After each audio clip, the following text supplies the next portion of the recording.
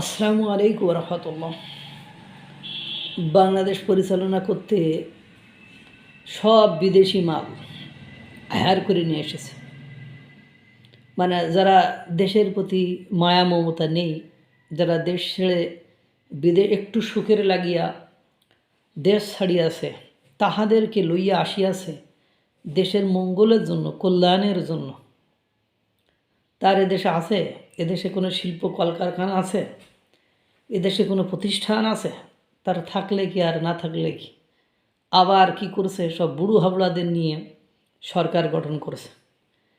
অবশ্য বলার কিচ্ছু নেই, করারও কিচ্ছু নেই। মানে বিটিএমএ এর সভাপতি উনি বলছেন সরকার একদিকে গলাবাজি করছে আর একদিকে শিল্প ধ্বংস করেছে। ওই যে কথা কেন বলছে, আমরা বিশ্বের কাছে যাব না, বিশ্বই আমাদের কাছে আসবে। এরই সুফল এমনভাবে পাওয়া শুরু করেছে যে রপ্তানি ডে বাই ডে তলানিতে যে পৌঁছাচ্ছে। মানে আশিক চৌধুরী বিডা চেয়ারম্যান, মানে বহুত আশা আকাঙ্ক্ষা করিয়া 3 দিন না 4 দিনে কত কোটি টাকা খরচ করিয়া হোটেল কন্টিনেন্টালে আপনার মিটিং সিটিং করিয়া কি একটা মাস এরকম শিক্ষিত থেকে তৈরি করতে পারি নাই, এরকম মানে মাল নেই। আর মানে এক এক মানে প্রজাতির মানে মানুষ আছে, এগুলো মানুষ বলা যাবে না, এটা প্রজাতির মানুষ, যারা সুযোগ দেখাইলে মানে তাদের কাছে সবই হালাল মনে হয়। তারা ফতো এক ওই প্রজাতির একজন ফতোয়া দিচ্ছে দেখলাম। না আমরাও তো পড়াশোনা করি, মূর্খ সুরুক্ষ তো আর না, কথা একটু এরকমই বলি। তো প্রজাতির মালটা বলতেছে এরকম যে দেখেন, মহানবী সাল্লাল্লাহু আলাইহি সাল্লাম আপনার মূর্তি ভাঙতেই তো পৃথিবীতে এসেছিলেন, কিন্তু তারপরেও সক্ষমতা অর্জন না করা পর্যন্ত তিনি 13 বছর না 16 বছর মূর্তিকে সামনে রেখেই ইবাদত করেছেন, সালাত আদায় করেছেন। তা ময়না শোনা, যে তোমার ওই থিওরি যদি তোমার শরিয়া আইন বাস্তবায়ন না করার পক্ষে মানে ছাপাই হয় যে আমরা ইসলামিক দল কিন্তু আমরা শরিয়া আইন বাস্তবায়ন করব না আমরা, তাহলে তোমার দেশের শিল্প যে ধ্বংস হয়ে যাচ্ছে একটা দেশের সাথে বিরোধিতা করার জন্য, অর্থাৎ ভারতের সাথে বিরোধিতা করার কারণে তোমার দেশ যে ধ্বংস হয়ে যাচ্ছে, তা সেক্ষেত্রে ওই সূত্রে অ্যাপ্লাই করা যাইতো না? না সেক্ষেত্রে ভারতকে ধ্বংস করে এক ফকিন্নি দেশ তোমার প্রশংসা করে, তোমাকে ভালোবাসে, তোমাকে মানে তার মানে ভাঙা ঢোল আর ভাঙা হোল এই দুটা মানে ঝোলা হোল তোমারে দিব, সেই ভাঙা হোল আর ঝোলা হোল এই দুটো লইয়া তুমি মানে বন্দুক নিয়ে যাইবা, গুলি থাকবো না। হ্যাঁ, এইসব কাহিনী কেন করো তুমি, বা তোমরা কেন করো? এই যে শিল্পটাকে একেবারে যে তলানিতে, আমার তো বোঝা উচিত যে আমার ব্যবসা বাণিজ্য কার সাথে, তার প্রয়োজনটা আমার চেয়ে তার বেশি না, তা আমার প্রয়োজন তার চেয়ে আমারটা বেশি, সেটা না বুঝে একের পর এক কনস্ট্যান্টলি, আরে ভাই তোমাদের তো পোশাক আশাক মানে চরিত্র, আয় রোজগার আর কোনো কিছু না হইলে তো হাত পেতে খাওয়ার অভ্যাসও আছে অনেকের, আমরা জানি।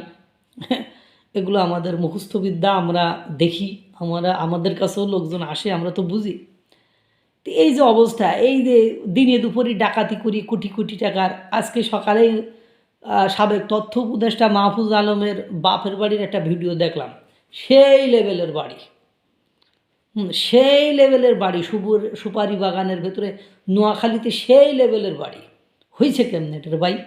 আর বাংলাদেশের দুদকও আছে আল্লাহর রহমতে ভালো, দুদক মানে এনারাও আছে, আমরাও তাদের প্রতি খুব মানে খুশি। মানে ক্ষমতাচ্যুত না হলে কারোর অপরাধ ধরা পড়ে না। বাংলাদেশের সব মানে নীতিবান লোকের একটা নীতি নামী ঝান্ডা, আগুনের ঝান্ডা না ঝাঁটার ঝান্ডা আমি এটা বুঝি না, গুয়ের মানে টেম্পু কিনা, এইগুলো হলো আপনার মনে করেন ক্ষমতাচ্যুত হলেই মানে অপরাধী খুঁজে পায়। মানে যতদিন ক্ষমতায় থাকে ততদিন তার অপরাধী খুঁজে পায় না। করবে এটা কি বাইরে যে পরিমাণ মানে বিধ্বংসী মানে ধ্বংসাত্মক কর্মকাণ্ড মানে প্যাদানি মাদানি যে পরিমাণ দেয় বা খায়, তাতে তো কিছু করার নেই। তো এই যে আশিক চৌধুরীকে এই যে মানে এত টাকা দিয়ে বিদেশ থেকে নিয়ে এসে কার চুল গজাইলো আর ছিঁড়লো সেটা তো আমরা বুঝতেছি। মানে এখন এতদিন যদিও ব্যবসায়ীরা সহ্য করেছিল, কিন্তু এখন আর সহ্য করছে না। এখন ডিরেক্টলি মানে ব্যবসায়ীরা বলা শুরু করেছে যে এখন এক ব্যবসায়ী দেখলাম উনি বলছেন, সভাপতি একটা বিটিএমআই না ওটা বিসিএম নাকি ওটা আমার খেয়াল নেই, উনি বলছেন বয়স্ক মানুষ, উনি বলছেন যে 30 বছর ধরে এই সেক্টরে আছি, এখন আমরা টিকে থাকার লড়াই করছি, বাণিজ্য তো দূরের কথা, মানে মানে সাস্টেইন মানে করবো কেমনে বা টিকে থাকবো কেমনে সেই লড়াই করতেছি। মানে এই সরকার যদি দ্রুত বিদায় না হয় বা নতুন নতুন সরকার যদি দ্রুত এসে ক্ষমতা গ্রহণ না করে, তা হয়তো বা আমাদের আর টিকে থাকা সম্ভব হবে না। এই জন্য ওই যে আশিক চৌধুরী দেশের রপ্তানি সক্ষমতা কমাচ্ছে অভিযোগ করেছে বিটিএমএ সভাপতি। আর সরকার একদিকে গলাবাজি করছে আর একদিকে শিল্প ধ্বংস করেছে। আর সাংবাদিক মাসুদ কামাল সাহেব উনি আবার বলেছেন এই ডক্টর ইউনূস যে সেক্টরে হাত দেবে সেই সেক্টরই ধ্বংস হয়ে যাবে। অর্থাৎ উনি যে অমূলক বা অসত্য কোনো কিছু বলেছেন তা কিন্তু নয়, কারণ আপনি দেখান একটা সেক্টর দেখান, সেই সেক্টরটি মেরুদণ্ড সোজা করে বাংলাদেশে দাঁড়িয়ে আছে, এরকম একটা সেক্টর দেখান।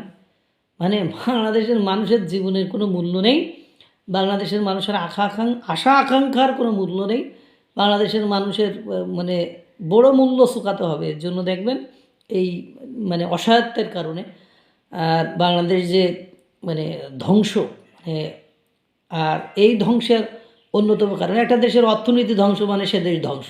তার আর কোনো কিছু পেটে ক্ষুধা থাকলে তখন আর ওই চোখেও লজ্জা থাকে না আর কানেও মানে কোনো কিছু বাজে না, তখন সবাইরে সমান মনে হয়। তো একটা দেশের অর্থনীতি রপ্তানি শিল্প ধ্বংস মানে কি একটা দেশ এমনিতে ধ্বংস। আর বাংলাদেশের মানে অভ্যন্তরে এমন কিছু নেই, যেমন ভারতের সাথে এত কিছু করে আবার সেই দিন শেষে যে সেই ভারতেরই চাল নিয়ে আসতে হয়, 50,000 টন দেখলাম চাল নিয়ে এসেছে। তো এই যে অবস্থা, এই অবস্থায় আপনার তো দেশের যে কোনো কিছু নেই আর দেশের পক্ষে যে কোনো কিছু করাও সম্ভব না, এটা আপনারা সকলেই বোঝেন। সুতরাং এদেশের মেরুদণ্ড মাজা ফাজা এগুলো যে ভেঙে গিয়েছে, আরও বন্ধুত্ব করতে চান, চীনের সাথে করতে চান, তারপর পাকিস্তানের সাথে করতে চান, তো তুরস্কের সাথে করতে পারেন। একবারও দেখে না এই যে যাদের সাথে সম্পর্ক করেছে চীন, তার স্বার্থ ছাড়া 1 ইঞ্চি 1 হাত 1 বিঘত নড়ে না। আর পাকিস্তান আমাদের চেয়ে তাদের অর্থনীতি খারাপ। তুরস্ক যারা দুবেলা দুখান রুটি খাবে সেই রুটির জন্য ভারতের কাছে এগেন অ্যান্ড এগেন অফিসিয়ালি তারা চিঠি পাঠায়, এদের সাথে করে সম্পর্ক। মানে আর কিছু বলার নেই। আল্লাহ তাআলা সকলকে ভালো রাখুক, সুস্থ রাখুক। আসসালামু আলাইকুম ওয়া রাহমাতুল্লাহ।